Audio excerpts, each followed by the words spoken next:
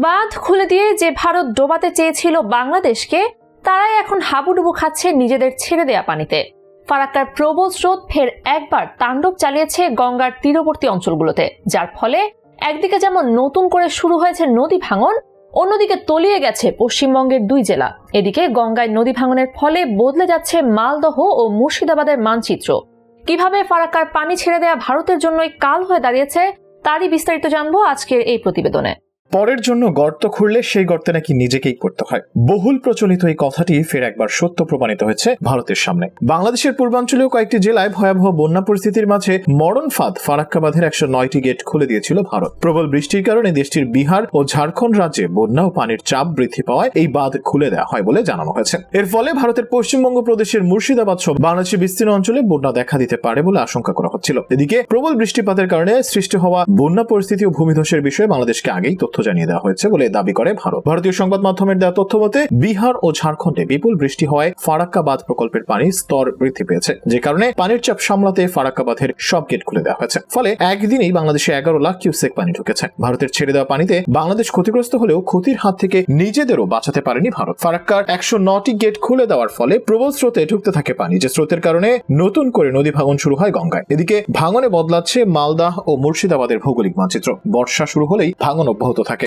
এমনকি শুকনো মৌসুমেও গঙ্গায় ভাঙন দেখা যায়। প্রতি বছর গঙ্গার গ্রাসে তলিয়ে যাচ্ছে 2 জেলার বিঘার পর বিঘা চাষের জমি থেকে বসতি। বহু মানুষ গৃহহীন হচ্ছেন। তারপরেও গঙ্গা ভাঙন কবলিত এলাকায় স্থায়ী সমস্যার সমাধান আজও সম্ভব হয়ে ওঠেনি। এই বিষয়ে রাজ্যের মন্ত্রী সাবিনা ইয়াসমিন বলেন, 2017 সালের পর থেকে বর্তমান কেন্দ্রীয় সরকার ফারাক্কা ব্যারেজ প্রজেক্ট কর্তৃপক্ষের দায়ভার কমিয়ে দিয়েছে। বর্তমানে প্রায় 19 কিলোমিটার এলাকা পর্যন্ত দেখভাল করছে। তাদের দাবি, মালদাহ মুর্শিদাবাদ জেলাকে বাঁচাতে 120 কিলোমিটার পর্যন্ত গঙ্গা ভাঙন প্রতিরোধ ও পুনর্বাসনের দায়িত্ব নিতে হবে ফারাক্কা ব্যারেজ কর্তৃপক্ষকে। বর্তমানে ফারাক্কা ব্যারেজের আপ ও ডাউন প্রান্তের প্রায় 19 কিলোমিটার দূরত্ব পর্যন্ত দেখভাল করছে ফারাক্কা ব্যারেজ প্রজেক্টের কর্তৃপক্ষ, কিন্তু বাকি অংশের দেখভাল রক্ষণাবেক্ষণের কাজ করছে না ব্যারেজ প্রজেক্ট কর্তৃপক্ষ। এর ফলে বিগত কয়েক বছর ধরে ভাঙন আরো তীব্র ধারণ করেছে বলে দাবি সাধারণ মানুষ থেকে তৃণমূল নেতৃত্বে। তাই মালদা ও মুর্শিদাবাদ জেলা তৃণমূল কংগ্রেসের পক্ষ থেকে ফারাক্কা ব্যারেজ প্রজেক্ট কর্তৃপক্ষের কাছে আবেদন জানানো হয়। Farakka barrage project general manager R D Deshpande বলেন, সাংসদ বিধায়ক মিলে প্রায় 15 জন তার কাছে এসেছিল। তাদের কিছু দাবি ছিল গঙ্গা ভাঙন সংক্রান্ত বিষয়। রাজ্যের মন্ত্রী ও 2 জেলার বিধায়করা